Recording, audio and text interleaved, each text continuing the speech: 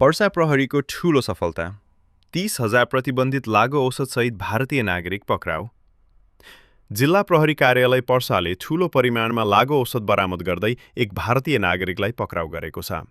विशेष सूचनाको आधारमा मिति 2083 साल वैशाख 6 गते राति करिब 9:55 बिरगज महानगरपालिका वडा नम्बर 8 स्थित लिङ्क रोडमा रहेको सम्राट होटेल एन्ड लजबाट लागु औषध ओसार पसार भइरहेको भन्ने सूचनापछि खटिएको प्रहरी टोलीले कोठा नम्बर 105 मा चेक जाँच गरेको थियो।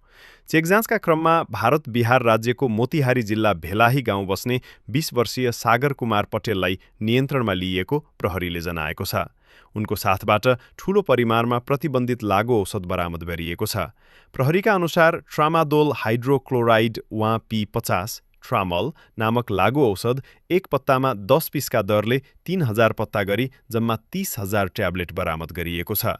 घटनाबारे थप अनुसन्धान भइरहेको हरिबहादुर बस्नेत प्रहरी नायब उपरीक्षक तथा सूचना अधिकारीले जानकारी दिएका छन्। प्रहरीले लागु औषध नियन्त्रणमा आफ्नो सक्रियता बढाउँदै यस्ता अवैध गतिविधिमाथि कडाई गरिरहेको जनाएको छ।